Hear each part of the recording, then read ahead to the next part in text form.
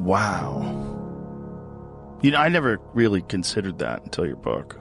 I never considered that thinking about your problems all the time and talking about your problems all the time literally make the problems grow. That's right. I mean, it's the number one symptom of depression is what they call rumination, this pathological obsessing over your pain. Yeah. That's why stuff like exercise, that's one of the reasons, aside from chemical reasons, one of the reasons that doing anything, you know that running errands is good for your mental health? Getting out of your house and accomplishing anything is good for you.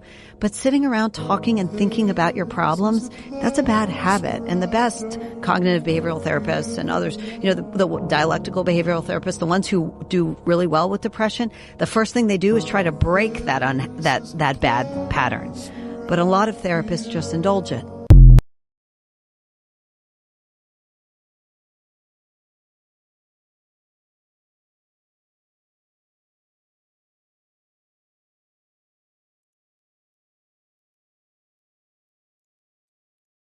Hey everyone, welcome to episode number 212 of our State of Fitness. 212. Today is June 5th, 2024. Thank you for joining me. Hope you're doing well. This is your first time joining me. Welcome. I am David Greenwalt. I'm the founder of Leanest Lifestyle University. For now 25 years and counting, we've been using science and experience to help our clients get to and live at the healthy weight they choose in the body and with the fitness they desire so they can live their best life. For first-timers on these States of Fitness, I discuss anything weight management-oriented, health-oriented, fitness-oriented, anything that's top of mind for the week that I think you'll be interested in seeing and in hearing. So this State of Fitness is my 212th since February 5th, 2020.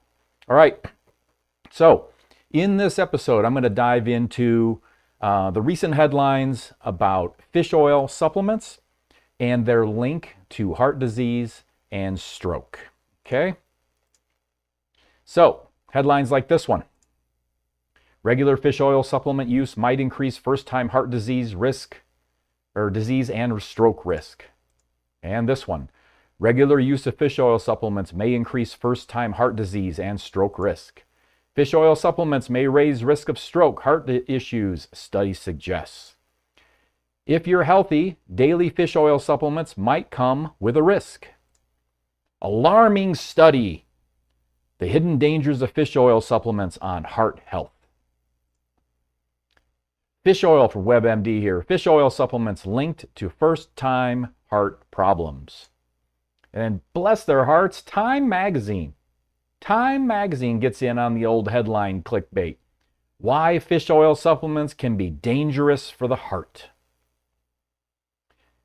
Well, my goal in this episode is to provide more of a nuanced, evidence-based perspective on this topic with practical recommendations. So stay with me for the whole thing. It's not going to be real long. Let's go. First, why would anyone take fish oil at all or consume fish that is rich in omega-3 fish oils? Well, omega-3 fatty acids are essential to good human nutrition and cardiovascular health. They are deemed essential because our bodies cannot make them. Therefore, they must be consumed from food. We have to get some from food. The term essential indicates that. We cannot make enough of them on our own. We have to have food sources that supply them for us to be healthy, stay alive, be optimal. Fatty fish and fish oil supplements are rich sources of the omega-3 fatty acids icasa pentatenoic acid, and that's EPA, and docosahexaenoic acid, DHA. I'm going to come back to omega-3 recommendations and sources later. For now, let's look at the study that's got some all stirred up. So this is it, published in BMJ Medicine. It's a recent study published there titled Regular Use of Fish Oil Supplements and Course of Cardiovascular Diseases, Prospective Cohort Study. It raised concerns about fish oil supplements increasing the risk of heart disease and stroke. Researchers discovered that people who took fish oil supplements and did not already have heart disease were more likely to develop heart problems. So let's look at some study highlights here.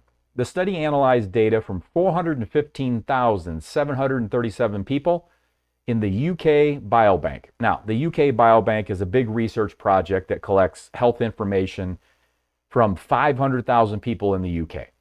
This information helps scientists learn more about preventing and treating diseases. About a third of the people, the 415,737, about a third of them took fish oil supplements. Those are the study highlights.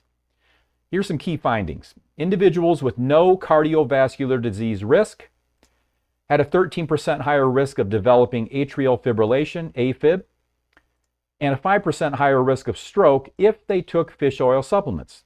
So if they had, presumably, based on the available data in that bank of people, if they had no cardiovascular disease and they took fish oil, there was a 13% higher risk of developing AFib and a 5% higher risk of stroke.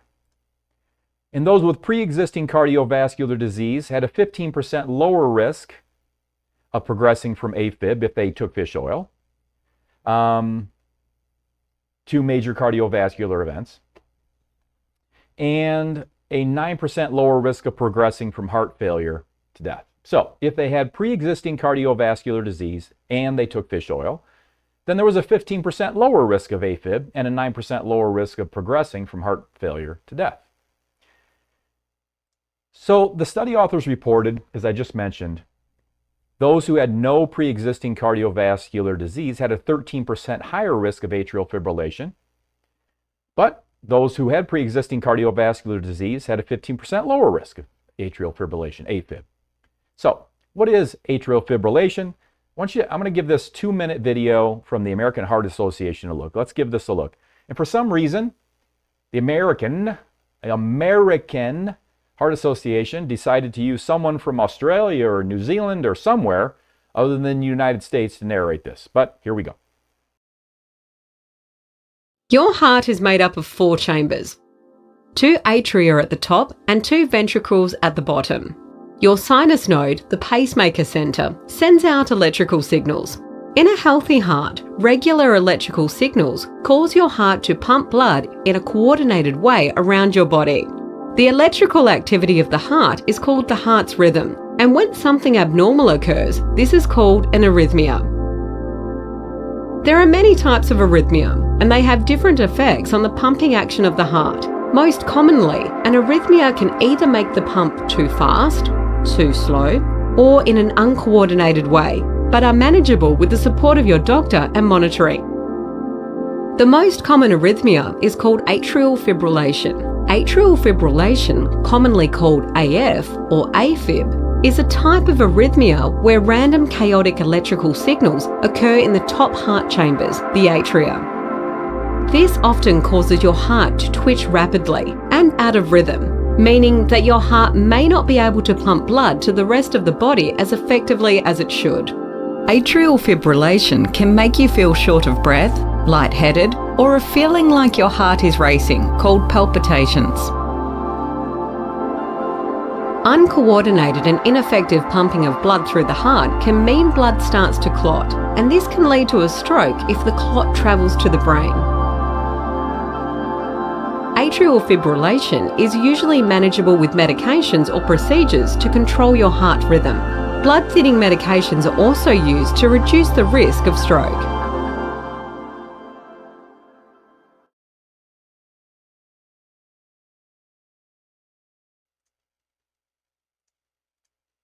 Okay, so almost annoying that video was. I probably should have chosen a different one with that background audio. What the heck was that background audio, right? Sorry about that. I did listen to it, and I just didn't catch it as annoying the first time that I went through it, I think. Anyway, hopefully the information was helpful to give you a little bit better understanding of AFib if you didn't already know what it was. So let's look at some potential study confounders. So I think it's important to look at, potential confounders. Those are factors that make it hard to know if what we're looking at for data is really causing the effect. In this study, potential confounders are things that might affect the relationship between fish oil use and heart health, but they aren't directly related to either one. So first up, self-reported data. People in the study told researchers how much fish oil they took. That's how the researchers decided how much fish oil people were taking. People in the study told them how much they were taking, which can sometimes, most times, be crazy unreliable because they might not remember exactly how much or how often they took it. Next, lack of dosage information. The study didn't collect detailed information about how much fish oil people took or the exact type they used, which can affect the results. Next, variability in fish oil quality. The quality and type of fish oil supplements, like prescription grade versus some over-the-counter, weren't the same for everyone, which might change the results. Next, unmeasured lifestyle factors. Even though the study considered things like age, sex, and smoking, there might be other lifestyle choices and eating habits that could influence heart health that weren't measured.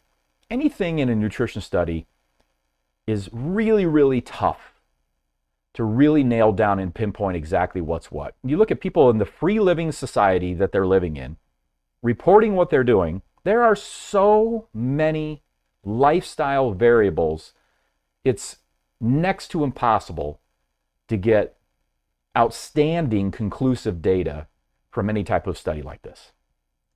Next, it was observational by nature. A type of study that's observational can show connections between things, but it can't prove one thing causes another. There might still be other factors affecting the results even after making adjustments. Well, these are some study confounders. What about study design limitations? So let's look at any of those that could make the data less trustworthy. First, population homogeneity. Most people in the study were white, so the results might not apply to people from other ethnic backgrounds. They utilized hospital inpatient data. The study used hospital data to find heart rhythm problems, which might miss some cases that happen suddenly and were not severe enough to go to the hospital, making the risk seem lower than it really is. Potential for reverse causation. Some people might have started taking fish oil because they already had early undiagnosed heart issues. This makes it harder to understand if fish oil was really affecting their heart health. All right, so who cares about all this gobbledygook about study limitations, right? Well, for this study, any study really, they all have limitations and the results might not apply to everyone. They could be missing some important information. And it's tough to know if the fish oil is actually causing the changes in heart health or if people were already at risk. We've got to remember to always look at the big picture, and no one study says it all. Look at the big picture. No one study says it all. Don't take one study as the final answer. So, what about other research on fish oil? I'm not going to get into it all, but for now, I just want to say this. Past research on fish oil, and there's been a lot, it has been mixed, with some studies showing benefits like reduced risk of heart attack, while others show minimal impact on overall cardiovascular mortality, if we're just looking at that, which a lot of studies don't. It looks at all kinds of things like, what about lowering triglycerides, and so on and so on and so on, blood pressure and stroke and all these things. Mixed results, no one study conclusively says that it for sure helps at exactly this dose, but I'm going to get into some of that information from the American Heart Association and so forth in just a minute. But remember, omega-3 fatty acids are essential. We must get some from food. So let's look at some evidence-based data and see what we Americans, anyway, consume for omega-3s compared to what is recommended and is evidence-based recommendations. Okay? Research from the National Health and Nutrition Examination Survey, NHANES as it's referred to, demonstrates that greater than 90% of Americans are not meeting recommendations. I'll share those in a moment. The NHANES survey indicated that the median intake from food was only 110 milligrams per day of EPA and DHA. So what is recommended? Well, the American Heart Association recommends for healthy individuals that they should consume a variety of oily fish, at least 2 servings per week, which provide about 500 milligrams of EPA and DHA. Patients with coronary heart disease should get in 1 gram per day of combined EPA and DHA from oily fish and or fish oil supplementation in consultation with a physician. And patients needing triglyceride lowering should get in 2 to 4 grams per day of supplemental EPA and DHA under physician's care. So the American Heart Association recommends that, as really most of us do in the nutrition space, try to get all you can from whole foods. Fatty fish in this case. They recommend mackerel, lake trout, herring, sardines, albacore tuna, wild salmon at least twice per week. I've got a question for you. Does anyone actually regularly consume any of those fish I just mentioned other than tuna and salmon regularly? I've not met anyone who regularly consumed mackerel, lake trout, herring, and sardines regularly. Overwhelmingly, I find that salmon is the most common omega-3 rich fish consumed by my clients. So I recommend, since that is the case, wild salmon rather than farm-raised salmon. If it doesn't say whether it's wild or not, then it's farm-raised. Farm-raised salmon may contain chemicals and pollutants at concentrations far higher than wild. Not always, but a lot of times so. You can also buy canned salmon. Most canned salmon is wild. Read the label. By the way, if you can't get your hands on wild salmon, I'd still rather see you have farmed salmon twice a week than the ultra-processed garbage most people consume multiple times a day.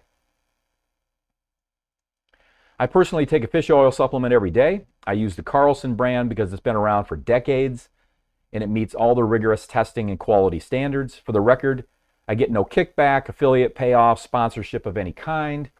I'm mentioning it only because I take it and I believe their brand passes all the tests. Their brand is not the only brand that does pass all the tests, but I can vouch for this one.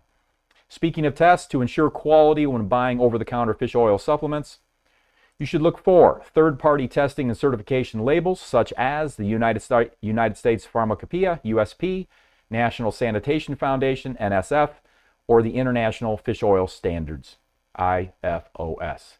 The IFOS in this case for the Carlson brand tests and certifies fish oil products to the highest quality, safety, and purity standards. I believe it is the original standard of testing for fish oil products and fish oil supplements, I should say, is generally regarded as a quality test and standard to meet. Okay? You want clear labeling of the EPA and DHA content. Should say exactly how much you're getting. The Carlson's liquid I take has 800 milligrams of EPA and 500 milligrams of DHA per teaspoon. It's a lot of omega-3s for just a teaspoon. And I add a tablespoon, which is 3 times that amount. I add a tablespoon each day to my shake. So if it's 1.3 grams basically per teaspoon, I'm getting about 4 grams of EPA and DHA total per day. High dose. It is high dose. Be there, no mistake. This is me. I'm not saying you should do it. It's what I do. You want a product that specifies the source of the fish and the purification process used to remove contaminants like heavy metals and PCBs. Okay? In this case, on the Carlson brand, they use anchovy, sardine, and mackerel. And it says down there it's free of detrimental levels of mercury, cadmium, lead, PCBs, and 28 other contaminants. It is molecularly distilled as well, which is another filtering process to make sure that is the case. So just a couple minutes here to address some cautions. Those who may be allergic to shellfish. If you've ever had a serious reaction to shellfish, then I recommend that you proceed with caution with any fish oil supplementation. Even though they're not necessarily shellfish, just proceed with caution with any fish oil supplementation. If you're concerned about a reaction or you're vegan, then I recommend chia seeds, flax seeds, or flaxseed oil. Now, where fatty fish directly provides the fatty acids EPA and DHA, the fats in chia or flax seeds have to be converted by the body to EPA and DHA, and this conversion is quite low. So it's a distant second best to fish oil, in my opinion, but it's definitely better than nothing, and you're still getting omega-3 fatty acids from chia seeds, flax oil, those things, okay? And as always, if you have any pre-existing condition, if you're being treated by a physician for any disease whatsoever, and if you're ever about to go under the knife for surgery, talk to your physician about whether fish oil supplementation is right for you. Most times, physicians are going to tell you to stop all fish oil supplementation for at least a couple of weeks before any surgery because there can be a reduction in coagulation, so there could be increased bleeding, that kind of thing. Like about anything, almost nothing is right for everyone, all right? So let's talk about the omega-3 index a second. So what's the best way to know if you're getting in enough omega-3 fatty acids? The best way to know is to get your blood checked for the omega-3 index. The omega-3 index measures the percentage of EPA and DHA in red blood cell membranes. An omega-3 index of 8 to 10% is considered optimal for cardiovascular health. This level is associated with a lower risk of heart disease and better overall health outcomes. Levels below 4%, index levels below 4% are considered very deficient and are associated with a higher risk of heart disease and other chronic conditions. Regular monitoring of your omega-3 index can help you adjust your whole food and supplementation to achieve and maintain these optimal levels. Okay? So Dr. Barry Sears, who I respect a lot, and who some of you might know as the author of many books, the most popular being The Zone Diet, I really consider him an authority on fish oil and fish oil supplementation. He's been studying it literally for several decades now. I want you to take a listen to this just 1-minute clip here about what he said very recently about testing for omega-3 status in blood. And he was actually being interviewed about his opinion on this study as well. So I brought in material from him as well in this. And but anyway, I want to share this 1-minute clip on what he says about measuring omega-3 status in blood. First of all, don't believe anything unless you see there's any blood testing with it. Guessing is good for elections, but not very good for science. So first of all, you have to look at the blood levels and say, okay, what people have the lowest rates of heart disease mortality in the world? The Japanese. Mm-hmm. Now, what population smokes like chimneys? The Japanese. Well, I don't get it. Smoking's bad for heart, and yet the Japanese smoke like chimneys, and they have very little heart disease because they have high levels of omega-3 fatty acids in their blood. So we want to be looking at taking these grains of salt. They usually get bad science, gets great press results. So our goal is saying, what we want to do is try to get your levels of omega-3 fatty acids in your blood to be near the levels of the Japanese. With the American diet is not going to cut it. So you're going to have to use supplementation.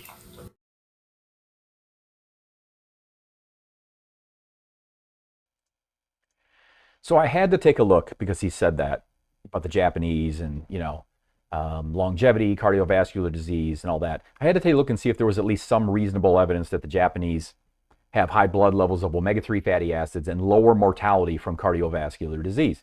I'll just say that yes, I did find evidence of that. And no, this doesn't mean it's something conclusive, but there was evidence to support Dr. Sears' statement.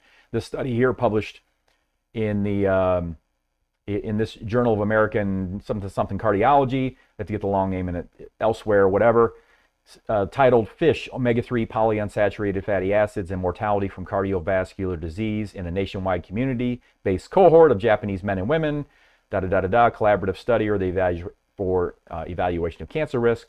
Conclusions, we found an inverse association between fish and omega-3 polyunsaturated fatty acids, that's PUFA, dietary intakes, and cardiovascular mortality, especially for heart failure, suggesting a protective effect of fish intake on cardiovascular diseases. They're basically saying there in English is that the greater the fish and omega-3 intakes, the lower cardiovascular mortality, especially heart failure. So I at least wanted to share as well that you can order a finger stick drop of blood test from Amazon to get your omega-3 index status checked. I was like, all right, great. Get your omega-3 status checked. Do the check for the omega-3 index. How? Where do we get that done? What do we got to do to get that done? Do we go to our primary care doc and beg for it? No, you don't have to. You can just get it from Amazon. It costs about $50. This test is all over the place. I think it's relatively highly regarded or very highly regarded, and you'll find out what your omega-3 status is if you do that. Let's see here. All right. So keep in mind, news, as always, thrives on rare, sensational, and disturbing. This was one study. It doesn't mean we should ignore it or stay rigidly locked into some set-in-stone ways. Now, let's not do that. Let's stay growth-oriented, open-minded, always willing to shift our position when new evidence presents that becomes overwhelming. I think we should always stay open to evolving, learning, adapting, letting science do what it does, also evolving, learning, and adapting. As for me, I get my blood checked twice a year as a part of a comprehensive panel. My omega-3 status is always right in the pocket on the upper end of ideal in that 8 to 10%, so I'm sticking with what I'm doing. It's nice that I don't have to guess, and that's the nice thing about using, as Dr. Sear said, using blood as the best tool to determine if we're doing okay, if we're getting in enough, or if we're getting in too much. So we don't have to guess, and I don't have to guess what my supplementation is doing or whether it's working or not. And I can say that prior to supplementation many years ago now, my omega-3 index was not in the 8 to 10% range. It normally isn't right about that 10%, that upper end of where we want it. But it certainly was not. So I definitely was not getting in enough omega-3. So it's nice to know that I am. I haven't really increased my actual fish intake that much. I have salmon once a week. Have albacore tuna maybe once or twice a week as well. But the omega-3s in kind of canned albacore tuna are really not that high. Most of, I would say, the results that I've been getting are probably coming from the supplementation that I spoke about. So something that just kind of crossed my mind too as I was looking at the end piece slides here and things is, remember that the NHANES research says that about greater than 90% of Americans are not getting in enough EPA and DHA in their nutrition. The average American's getting like 110 milligrams a day, 110 milligrams a day, milligrams. And the American Heart Association wants people at least 250, closer to 500, maybe closer to a gram a day, maybe 2 to 4 grams a day if you're really trying to lower triglycerides and you're under physician care. But even if you're in that kind of 500 milligrams a day, maybe a gram a day if everything else is good and you've got physician clearance and all the caveats that I gave earlier, most Americans are a long way off from what they're regularly eating. So I strongly recommend and encourage that you either go back and watch the part related to the specifics for the American Heart Association, but basically it's at least 2 servings a week of fatty fish. And again, in concert with your primary care physician or whoever's taking care of you medically, make sure that you're okay. And if so, to take supplements. And if so, pick that quality brand that's got an IFOS, test that it's passed, or others that I recommended. Make sure it's a quality product. Make sure it's been refined to remove pollutants and contaminants. But we've got to get Americans from 110 milligrams to at least 500 milligrams, right? We've got to get, and then ultimately, whether it's a 500 milligram intake, a 300 milligram intake, a 1.5 gram intake, a 3 gram intake, whatever it is, again, in concert with your primary care physician, medical, and all that stuff, pre-existing conditions, all the stuff you may have going on. Don't do anything that your physician hasn't approved if you're being treated by a physician for anything like that, especially cardiovascular-based things. But ideally, we'll measure blood. Ideally, you'll just measure blood and just know. You'll just know if your omega-3 index is in that nice range, definitely not below 4%, definitely hopefully in that 8 to 10% range, then you've got it. So anyway, I think it's really nice to know, like, what do I have to do? What's the real metric to go by to determine whether I'm doing okay? So I think I've given that in this presentation. That's a wrap. That's a wrap for the review in this episode. I hope you got a lot from it. If you have any questions at all, just comment or find me in one of the multitude of ways that you can find me. I'm pretty much everywhere. Until next time, let's focus on what we want. Let's be grateful for what we already have. And remember, it's all happening perfectly. Bye for now. I'll see you next time.